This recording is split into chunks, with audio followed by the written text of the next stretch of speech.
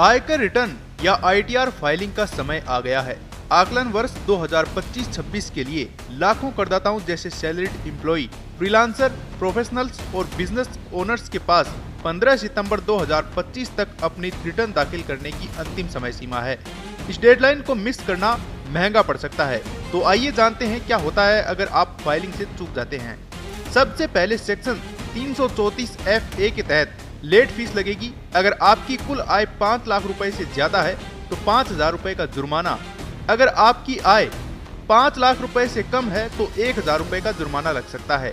लेकिन अगर आपकी आय टैक्सेबल लिमिट से नीचे है तो कोई पेनल्टी नहीं होगी। हालांकि विदेशी आय या अन्य दूसरी इनकम पर फाइलिंग जरूरी हो सकती है। इसके अलावा अगर कोई अनपेड टैक्स बकाया है तो सेक्शन 334A के तहत 1% ब्याज प्रति माह और जितने दिन देरी होगी उसके उतने हिस्से पर ब्याज बढ़ेगा। रिफंड की प्रक्रिया भी धीमी हो जाएगी। समय पर फाइल करने पर रिफंड जल्दी मिल जाता है, लेकिन लेट फाइलिंग में महीनों लग सकते हैं। साथ ही लॉस कैरी फॉरवर्ड के फायदे खो सकते हैं, जैसे बिजनेस लॉस को अगले साल एडजस्ट न कर पाना। गंभीर मामलों में अगर जानबूझकर टैक्स चोरी की हो, जैसे हाई इनकम, ब्लैक मनी या फ्रॉड, तो इनकम टैक्स डिपार्टमेंट प्रोसिक्यूशन शुरू कर सकता है। इसमें 3 महीने से लेकर 2 साल तक की जेल हो सकती है। इसके बाद भी यह पूरी तरह बंद नहीं होता है। आप 31 दिसंबर 2025 तक बिलेटेड रिटर्न फाइल कर सकते हैं, लेकिन पेनल्टी और ब्याज तो भरना ही पड़ेगा।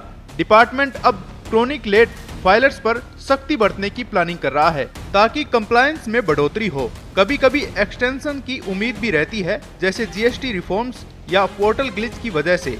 लेकिन इस बार ऑफिशियल्स ने कहा है कि तकनीकी फेलियर न होने पर एक्सटेंशन मुश्किल है। तो समय पर फाइल करें, पैसे बचाएं, रिफंड जल्दी पाएं और टैक्स नियमों का पालन रखें। देरी से बचें, वरना ये परेशानियां झेलनी पड़ सकती हैं।